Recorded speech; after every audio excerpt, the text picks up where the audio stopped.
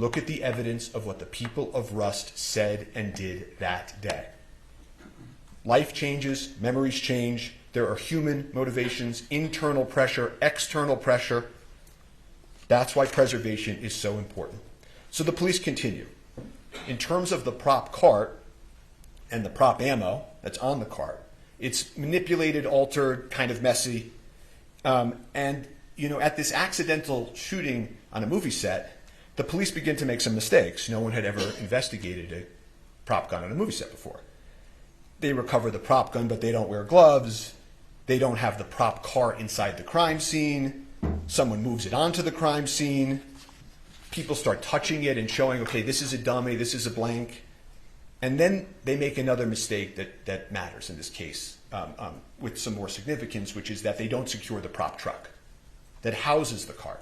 See, that cart that they roll off comes from a truck where all of the ammunition, all of the firearms are, and that's where they're stored. They don't secure the prop truck for several days. And then the prop house that supplies the truck, that supplies the cart, they don't secure for over a month. A lot of mistakes. They had never investigated a case in a movie set.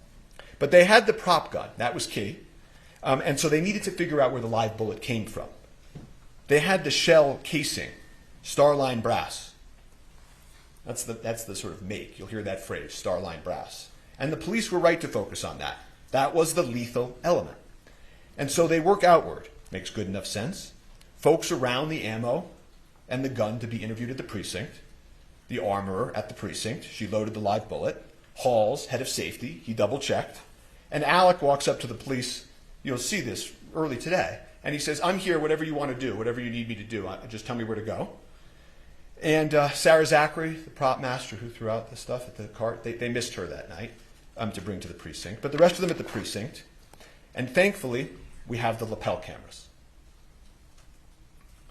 And then they cleared the gun outside after on his request, and I witnessed them clear it and saw the bullets. Okay. So the one that was missing, the one that fired, we don't know, but all the other ones were proper. I can pause this. I can turn this off. Move on.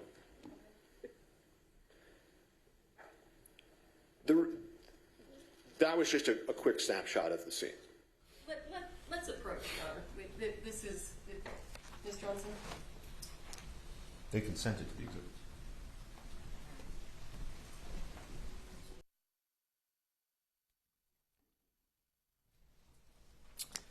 The remaining witnesses from inside the church are interviewed on the scene. They're interviewed with lapel cameras. They're interviewed by the lead detective, Detective Cano. And those witnesses, some of them will come in here and testify. And not a single one of them will tell you anything different than what I'm about to tell you about the evidence. The gun was double-checked, verified it was a cold gun, not an actor's responsibility to check. Safety was ensured before. Alec was doing his practicing, his rehearsing, his movements. People manipulate and point guns on movie sets. The gun went off during the rehearsal. No one saw him intentionally pull the trigger. It was obviously a tragic accident, but Alec committed no homicide. Alec took the gun from those charged with its safety. He did not tamper with it. He did not load it himself. He did not leave it unattended. It completed his costume and his character. It was an actor handling a prop and integrating it into the character of Harlan Rust. There was a dedicated professional there, off camera, whose sole sacred responsibility was that prop safety. And Dave Halls, the head of safety, was there by her side. Everyone relied on that. And it was tragic that they let them down. He was just acting as he has done for generations, and it was the safety apparatus that failed them all. So law enforcement continues. They need to find the live bullet. That was the lethal element. So they, led by Detective Cano, execute a search warrant on the church.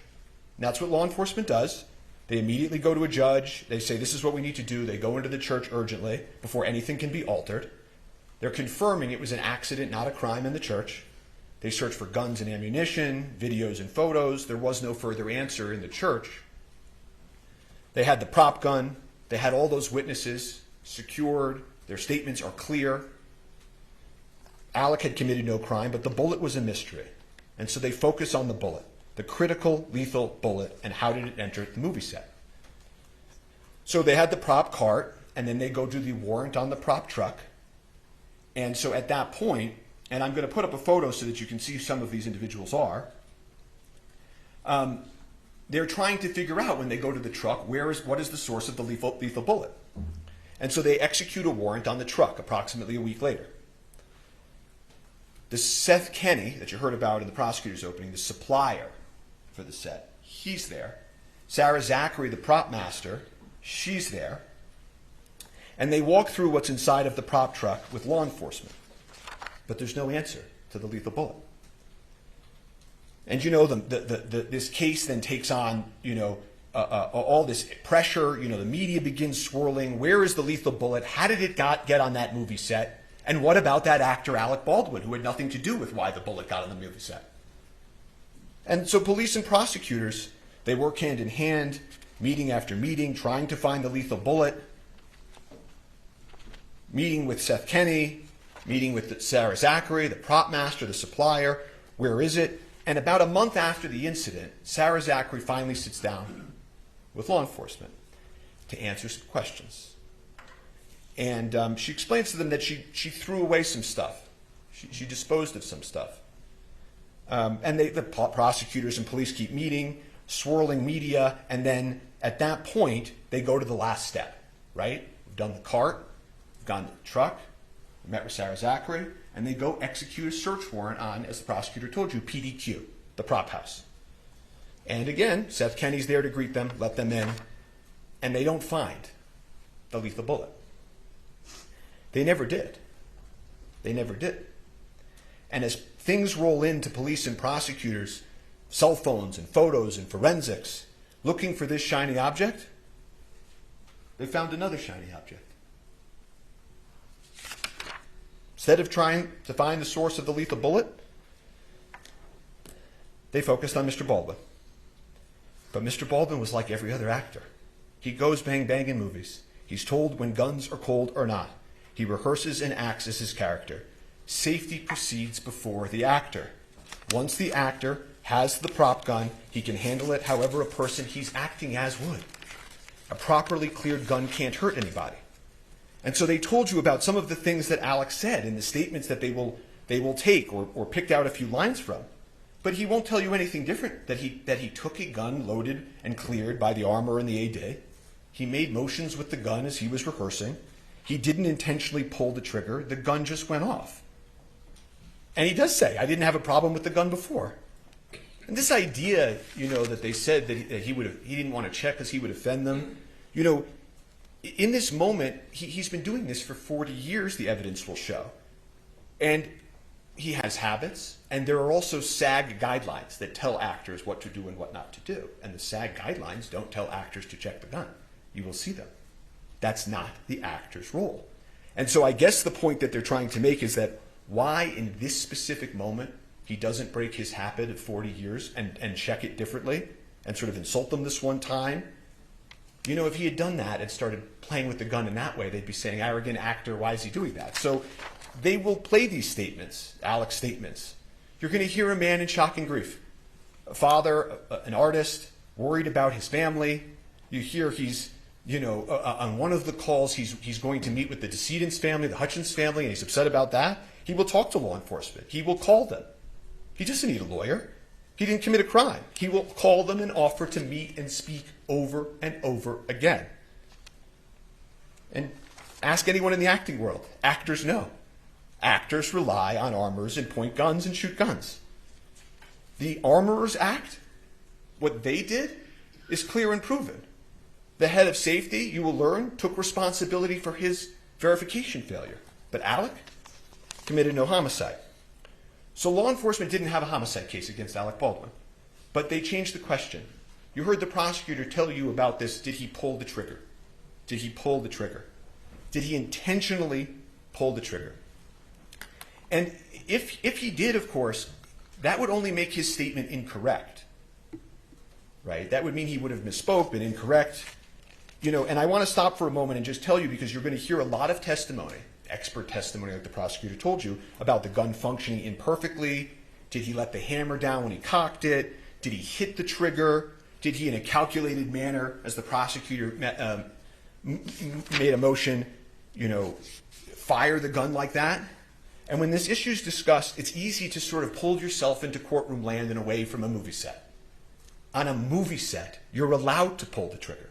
So even if he intentionally pulled the trigger like the prosecutor just demonstrated, that doesn't make him guilty of homicide.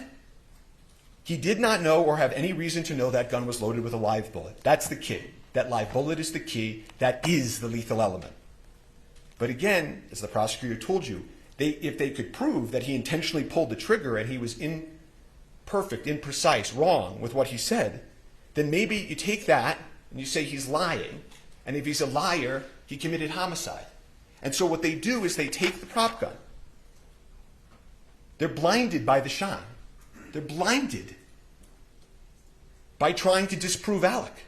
They take it and they order a destructive test on the firearm. They order the FBI to take a test that they know will destroy the firearm. It's a pointless, unnecessary test where they blindly try to make this big case by taking a mallet and smashing the firearm. At the time that they did that, they knew that Alec had adamantly maintained, that he was manipulating the hammer and the gun just went off. That the witnesses said it went off out of nowhere. That there are these accidental discharges that happen on the set. That guns have issues in the real world. That this gun had a hair trigger. And the owner's manual of this specific gun actually says that if you load it with a live round, or any round, in the chamber, in that last position, and you drop it like you see a cowboy in a movie, this type of old cowboy gun can accidentally go off. I don't remember hearing anything about that. The evidence will show that. So rather than trying to answer the question of what happened, they proceed with the destructive test. They eliminate the one item, that could prove what Alec said and believed. They didn't offer him a chance to test the gun.